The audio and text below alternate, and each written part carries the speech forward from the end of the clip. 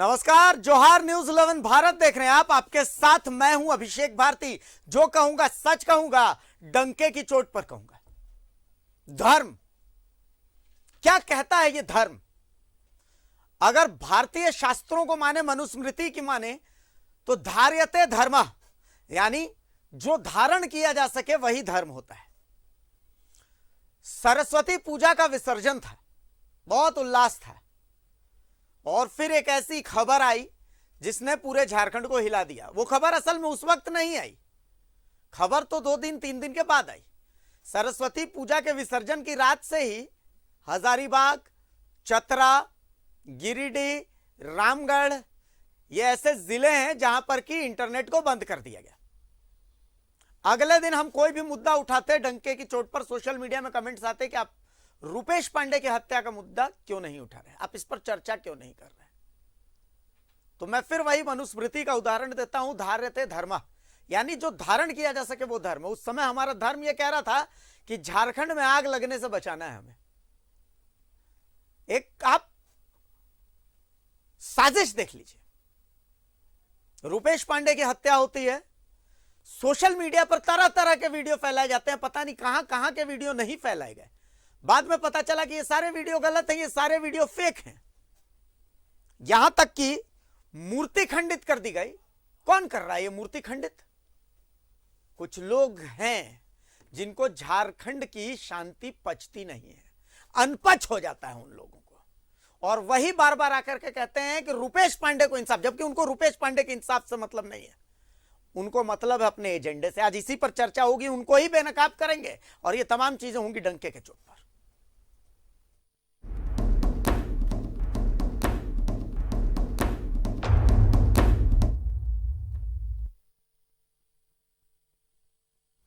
रुपेश पांडे एक बच्चा था, मौत हो गई, कुछ लोगों ने पीट पीट कर मारा। एकदम सही बात है, रुपेश पांडे को इंसाफ मिलना चाहिए, और रुपेश पांडे को ही क्यों, हर किसी को इंसाफ मिलना चाहिए। लेकिन रुपेश पांडे को अभी भी जिस उम्र में वो था, उसको यह पता नहीं था कि उसकी मौत भी सियासी हो जाएगी। झारखंड को कोई जलाना चाहता है। हजारीबाग, रामगढ़, गिरिडीह, कोडरमा जिलों में स्थितियां तनावपूर्ण हैं। क्यों? जगह जगह फ्लैग मार्च हो रहे हैं। क्यों? कहीं कोई सोशल मीडिया पर भड़काऊ पोस्ट कर रहा है, कोई भड़काऊ वीडियो शेयर कर रहा है। क्यों? यहां तक कि मूर्ति भी खंडित की जा रही है। क्यों? किसका भला हो सकता है इससे? चलिए, मैं मानता हूं कि आप रुपेश पांडे के लिए इंसाफ की मांग कर रहे हैं। आप चाहते हैं कि एक पूरी कौम को मिटा दिया जाए। उससे क्या होगा? क्या रुपेश पांडे को इंसाफ मिल जाएगा? क्या किसी खास कौम के खिलाफ, क्या किसी खास धर्म के खिलाफ अगर आप जहर बोल दे रहे हैं, तो क्या इससे रुपेश पांडे को इंसाफ मिल जाएगा? सबसे पहले रुपेश पांडे की मौत पर जो कुछ चल रहा है, हकीकत दिखाती है। एक रिपोर्ट दिखा रहा हूं, मेरी बात बहुत लोगों को नापसंद हो रही होगी, बहुत लोगों को लग रहा होगा कि ना ये गलत बोल रहा है, लेकिन जो भी बोल रहा हूं डंके की चोट पर बोल रहा हूं। एक बार रिपोर्ट दिखा दीजिए। मन का दुश्मन कौन? कौन झारखंड जलाना चाहता है?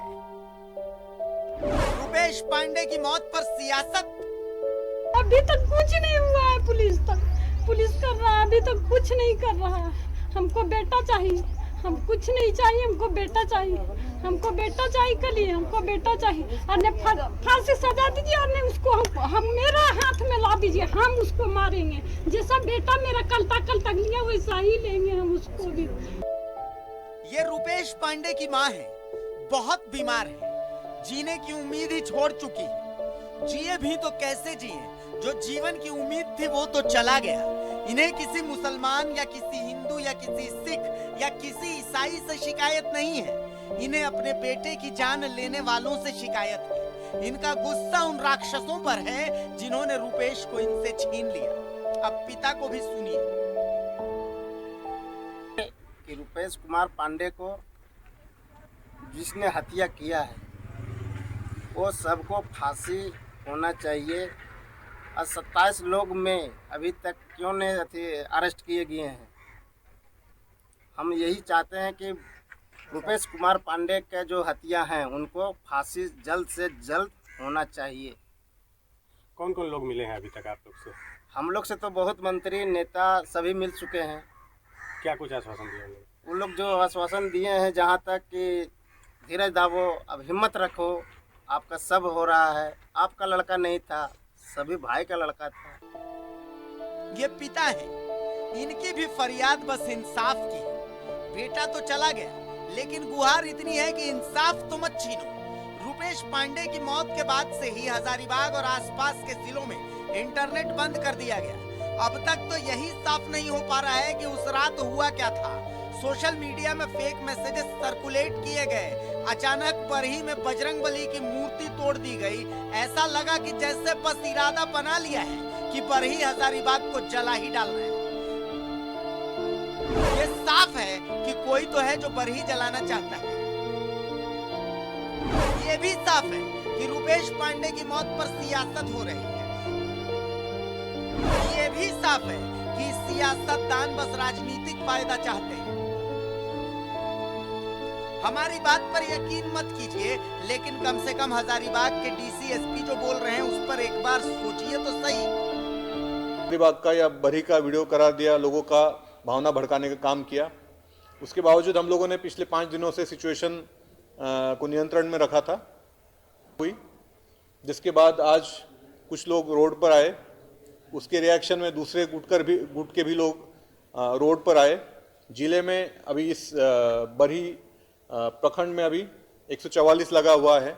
बावजूद इसके लोग एकत्रित आए। सरकारी ऑर्डर का वायलेशन उनके द्वारा किया। एक चीज़ जो सामने आ रही है पिछले, वो ये स्पष्ट हो रही कि कुछ उपद्रवी तत्व कुछ न कुछ कारणों से यहाँ के शांति व्यवस्था को बिगाड़ने का प्रयास कर रहे हैं, जिसके कारण से प्रतिदिन छोटी छोटी ऐसे घटनाओं को कहीं कहीं अंजाम दिया। बाबूलाल मरांडी पहुंचे, रघुवर दास पहुंचे और अब झारखंड सरकार के मंत्री मिथिलेश ठाकुर, बादल पत्रलेख, सत्यानंद भोक्ता, गिरिडीह विधायक सुदिव्य कुमार सोनू, बड़का गांव विधायक अंबा प्रसाद पहुंची और बरही विधायक उमाशंकर अकेला भी पहुंचे। परिजनों को ढाढ़स बंधाया, अपने अपने कोटे से मुआवजे का ऐलान किया और कहा कि दोषी बख्शे नहीं जाएंगे। हम रुपेश पांडे को तो वापस नहीं ला सकते हैं, लेकिन उनके परिवार के साथ पूरी सरकार खड़ी है, पूरे राज्य की जनता खड़ी है। और जो लोग भी इस अपराध में शामिल हैं उनकी शिनाख्त करके, और पुलिस अपना काम कर रही है, प्रशासन अपना काम कर रही है, और बहुत जल्द सारे अपराधी सलाखों के पीछे होंगे। और किसी को भी कानून अपना हाथ में लेने का अधिकार नहीं है। जो भी कानून अपना हाथ में लेंगे उन पर किसी तरह की कोई नरमी नहीं बरती जाएगी और इन्हें न्याय मिलेगा।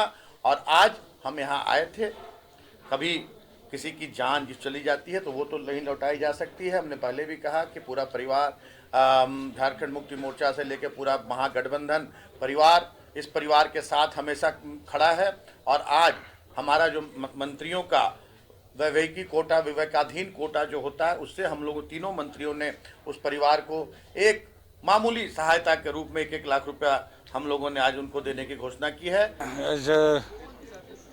दुखद की घड़ी है और जो भी इस घटना करने में संलिप्तता में जो भी होगा सभी पर सरकार कार्रवाई करेगी और जो दोषी है उनको कोई भी बख्शा नहीं जाएगा, सब पर कार्रवाई होगा। लोकतंत्र में मॉब लिंचिंग किसी का भी होगा तो ये देश राष्ट्रपिता महात्मा गांधी का देश है। ये देश में इस तरह का कोई भी, चाहे मॉब लिंचिंग हिंदू का हो, मुसलमान हो, सिख हो, ईसाई हो, जैनी हो, बौद्धिस्ट हो, कोई जात धर्म का होगा, ये इंसानियत की हत्या होगी। और इंसानियत की हत्या है तो उस पर जो है विधि सम्मत कार्रवाई होगी। राज्य सरकार को रुपेश पांडे की याद इतनी देर बाद क्यों आई? हत्या के इतने दिन बाद सरकार रुपेश के घर क्यों पहुंची? अब तक मामले में कितनी गिरफ्तारी हुई है? जिसका बेटा गया है बस वही जानता है, बाकी तो सबका अपना अपना एजेंडा है। रुपेश तो वापस नहीं आ सकता, ये सब जानते हैं, लेकिन उसके नाम पर जहर बोकर कम से कम रुपेश की आत्मा को तकलीफ मत दीजिए, और न ही तकलीफ दीजिए रुपेश के नाम पर राजनीति करके। बस उसके दोषियों को पकड़ करके सजा दिलवाइए, यही सब की मांग है। बरही से न्यूज़ 11 भारत के लिए वीरेंद्र की रिपोर्ट। तो सीधा सा सवाल यही है कि रुपेश को इंसाफ कैसे देंगे। रुपेश को इंसाफ देने का तो सीधा यही है उपाय, यही तरीका है कि जो गुनहगार हैं उनको पकड़िए, फास्ट ट्रैक कोर्ट से उन्हें सजा दिलवाइए, या फिर रुपेश के लिए इंसाफ के लिए क्या करना पड़ेगा, जला दीजिए, पूरे झारखंड में आग लगा दीजिए। अगर रुपेश को इससे इंसाफ मिलता है तो बेशक कीजिए, बेशक कीजिए, लेकिन रुपेश को इंसाफ इससे नहीं मिलेगा। एक 16-18 साल का एक लड़का है, आप सोचिए इस समय अगर आप उल्टे सीधे मैसेजेस सर्कुलेट कर रहे हैं तो आप सबसे बड़े इंसानियत के दुश्मन हैं। सिर्फ justice for Rupesh social media में पोस्ट करने से रुपेश को इंसाफ नहीं मिलेगा। मुझे किसी ने कहा कि फलाना आ रहे हैं, ढिमकाना आ रहे हैं, फलाना आ रहे हैं। अरे क्यों आ रहे हैं भाई, क्यों आ रहे हैं? आप अपना राज्य संभालिए ना।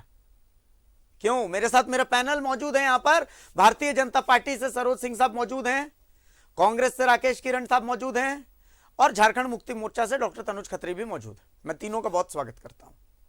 सबसे पहले मैं सरोज जी के पास ही आ रहा हूं। सरोज जी, क्या आप मेरी बात से इनकार करेंगे कि कोई है जो झारखंड को जलाना चाहता है?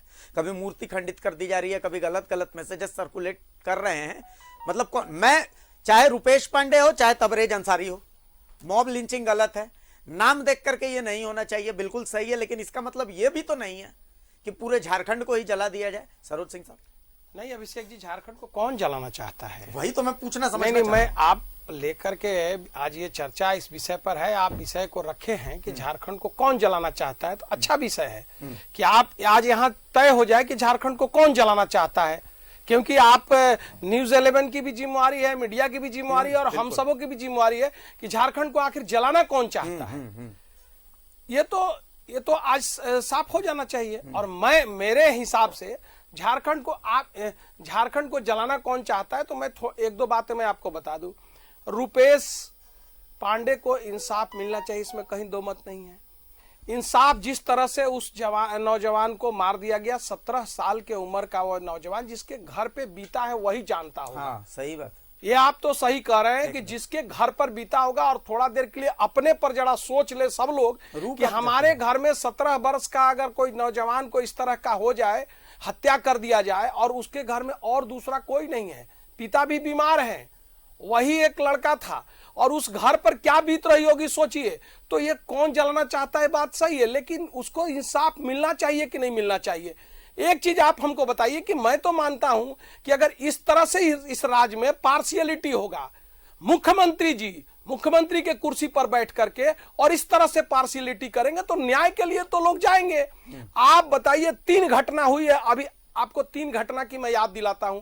एक सिमडेगा में घटना हुई मॉब लिंचिंग की, पीट करके जिंदा जला दिया गया उसको, और एक ये रुपेश पांडे की घटना हुई, ये 2 घटना, और एक और घटना हुई धनबाद में। ठीक है, जो एक नौजुवक जो है भारतीय जनता पार्टी का ये धरना चल रहा था, और उस धरने में जाकर के प्रदेश अध्यक्ष को, नरेंद्र मोदी को, सबको गाली दे रहा था। उसकी हिम्मत देखिए, वो गाली दे रहा था, और उसको कुछ लोगों ने पकड़ करके पीट के पुलिस के हवाले दिया, जो भी हो पीट दिया।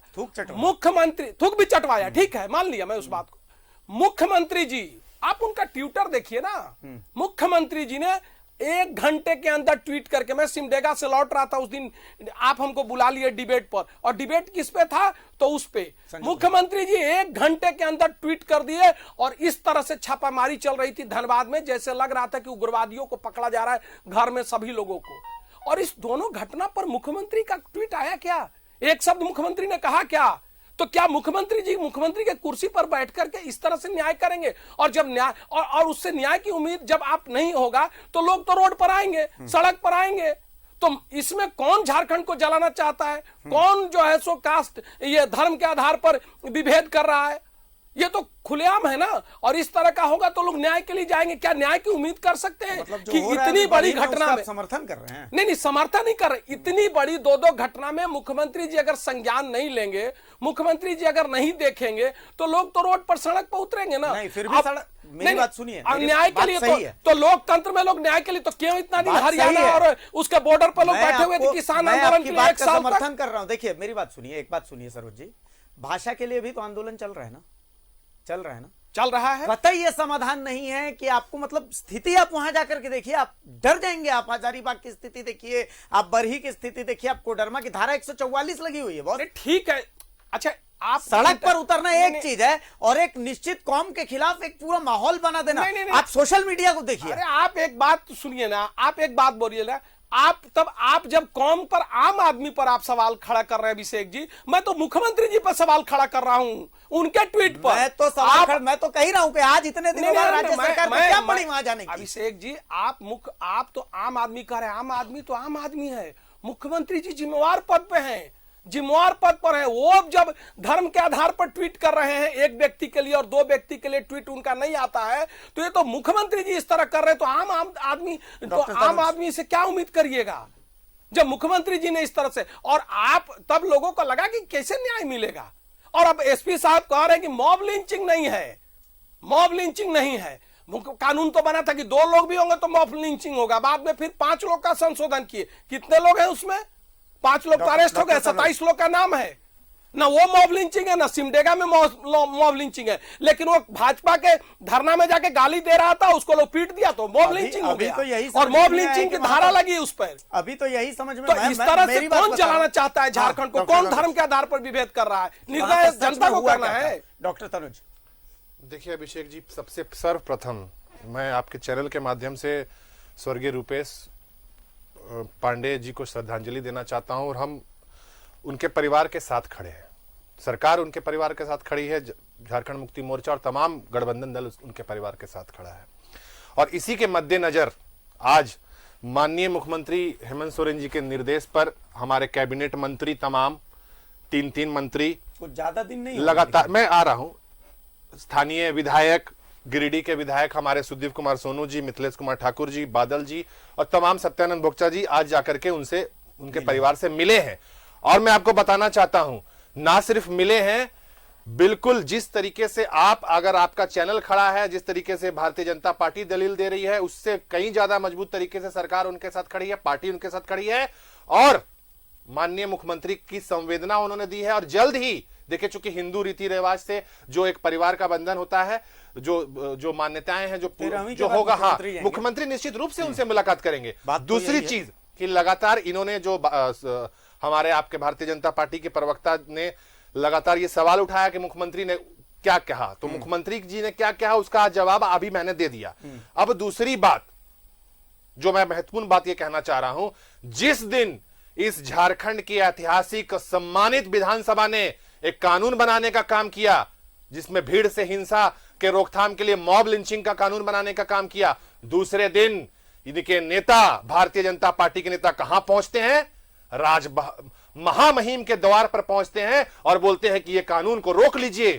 दुर्भाग्य है इस राज्य का।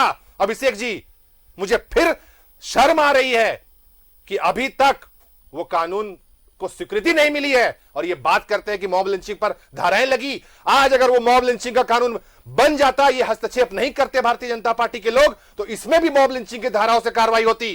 ये सामान्य धाराओं से कार्रवाई हो रही है, इसलिए देरी हो रही है। आज वो कड़ा कानून जो पेश किया था हमारे गठबंधन की सरकार ने और माननीय मुख्यमंत्री हेमंत सोरेन की दूरदर्शिता ने, उसको इन्होंने रोकने का काम किया। जवाब लीजिए इनसे, क्यों गए और माननीय महामहिम को दिग्भ्रमित किया? और इनसे गुजारिश करते हैं कि कम से कम झारखंड को जलाने का काम ना करें। आप जो सवाल पूछ रहे हैं ना, कौन जला रहा है, मैं डंके की चोट पर बोल रहा हूं कि भारतीय जनता पार्टी जलाने का काम कर रही है। तभी दिल्ली में बैठा हुआ वो बेहोश मिश्रा बोलता है कि मैं झारखंड आऊंगा। ये बिरसा मुंडा की धरती है, यहां पे आप आकर के राजनीति करना बंद करें। ये दुखदाई, देखिए किसी का भी, देखिए कोई अपराधी की कोई जात नहीं होती है, कोई धर्म नहीं होता है, लेकिन ये कहां लेकर के जा रहे हैं? लगातार फेक वीडियोस, मैं तो देखने तक नहीं गया उस फेक वीडियोस को, लेकिन मैं ये दावे के साथ कह सकता हूं कि इनके बड़े बड़े नेताओं ने उस फेक वीडियोस को सर्कुलेट किया होगा। सवाल ये है कि इतना लेट क्यों, मतलब लेट, देखिए लेट की बात जहां तक बात है, सरस्वती पूजा के दूसरे दिन की यह घटना है अभिषेक जी, विसर्जन के दिन की। और आज आप देखिए कि 3 मंत्री वहां जाते हैं। हफ्ता भर हो गया ना? बिल्कुल निश्चित रूप से हुआ है, उस पर कोई दो मत नहीं है, लेकिन पूरी संवेदना है और कोई भी दोषी बख्शा नहीं जाएगा, किसी भी रूप में नहीं बख्शा जाएगा।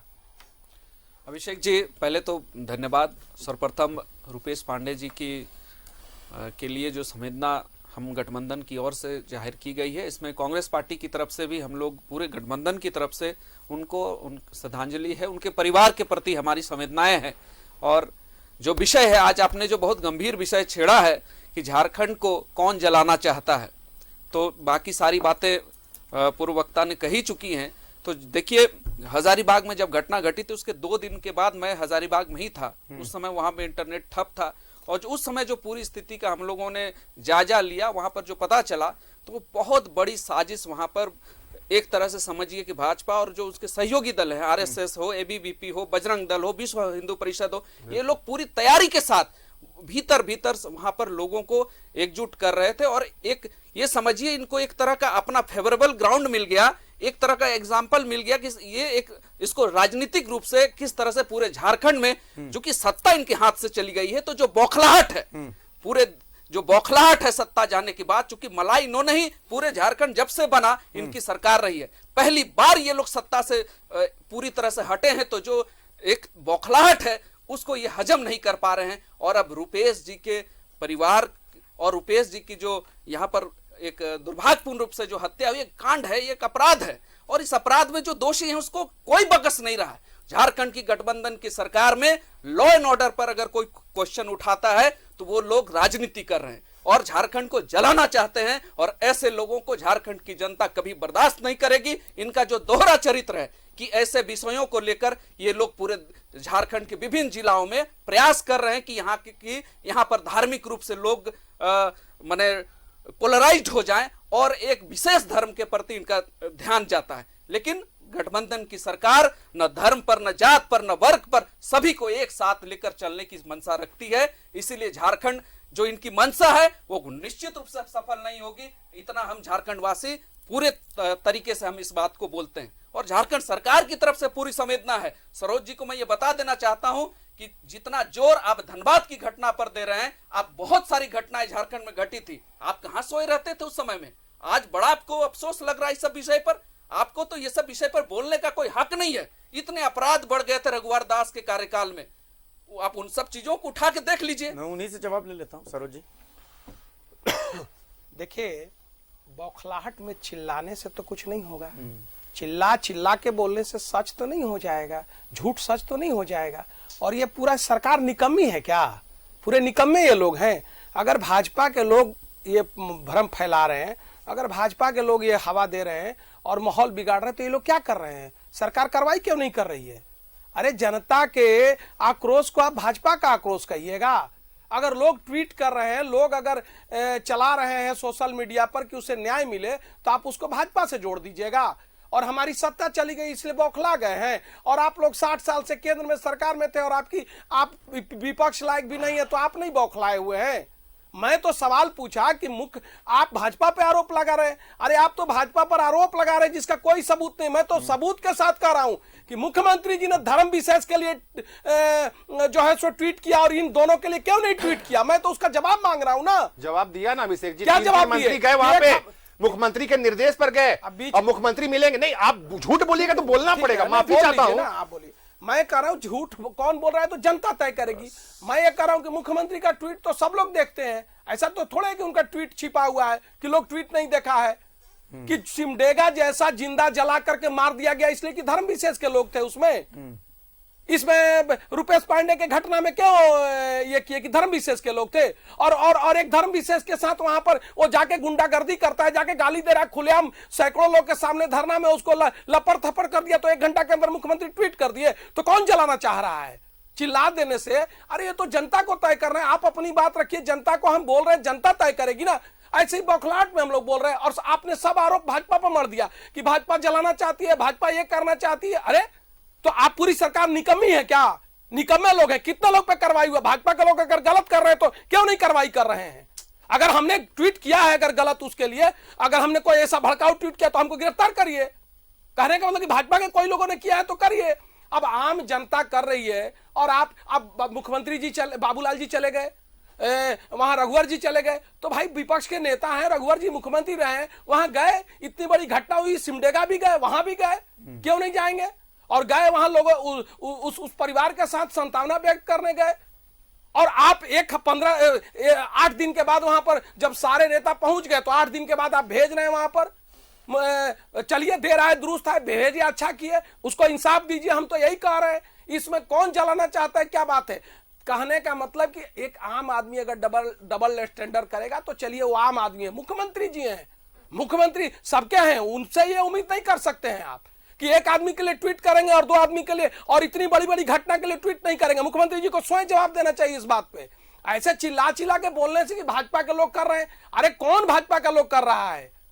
ऐसा ही आप लोगों ने कह दिया सरकार गिरा रही है भाजपा। अब पकड़ाया कौन? तो फल वाला एक भाजपा के लोग सामने नहीं आए और आप आरोप लगाते रहते हैं। मुख्यमंत्री जी को तो जवाब देना चाहिए, एकदम मैं सहमत हूं कि मुख्यमंत्री जी को जवाब देना चाहिए।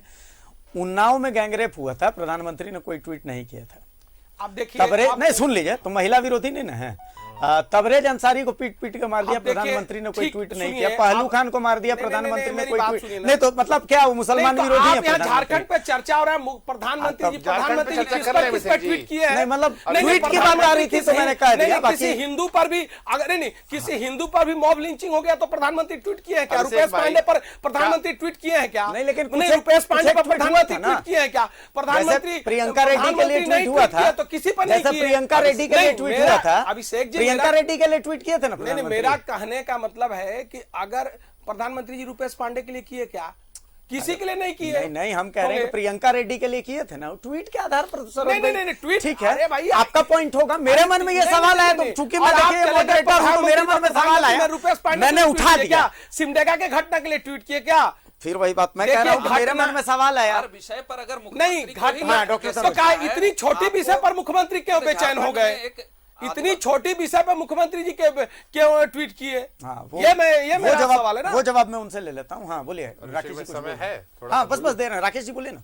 देखिए, वो जिस बात को लेकर के वो भाजपा का एक कार्यक्रम चल रहा था और भाजपा के कार्यक्रम के दौरान आप विपक्ष के नेताओं को रोड पर घसीट के थूक चटवाइएगा तो इसको कोई भी मुख्यमंत्री हो वो स्वीकार नहीं करेगा। अरे वो तो गुंडा था जी, देखिए गुंडा था कि भाजपा के मीटिंग में गाली दे रहा है खुलेआम। ये क्या करवा रहे हैं? अगर अकेले कोई व्यक्ति है, अकेले उसकी हिम्मत देखिए कि सैकड़ों लोग बैठा हुआ है और जाकर के वो गाली दे रहा है, गुंडा ही ना होगा? आप गलत आरोप लगा रहे हैं। कैसे किसी को गुंडा बोल रहे हैं? अरे वो तो गुंडा ही ये गलत हो रहा है, ये गलत हो रहा है। नहीं, ये आप उसको अच्छा बोल रहे हैं। माफी मांगिए, आप लोग बैठ करके अभिषेक जी। अरे आप चुप रहो यार, तुम हर चीज में माफी। अरे तुम चुप रहो, तुम चुप रहो, बोलने आता है तुमको? चुप रहो यार, बेहुदा कहीं का आदमी। शांति। अरे बेहुदा तुम चुप रहो, कृपया मर्यादा मर्यादा नहीं है तो मत बात करो। चैनल है, मर्यादा नहीं है। लाइव चैनल है, लाइव चैनल। प्लीज छोटा सा ब्रेक लीजिए, ब्रेक लीजिए, माहौल को ठंडा करें। एक छोटा सा ब्रेक, एक छोटे से ब्रेक के लिए रुक रहे हैं। एक छोटे से ब्रेक के लिए डंके की चोट पर जारी रहेगा। एक छोटा सा ब्रेक।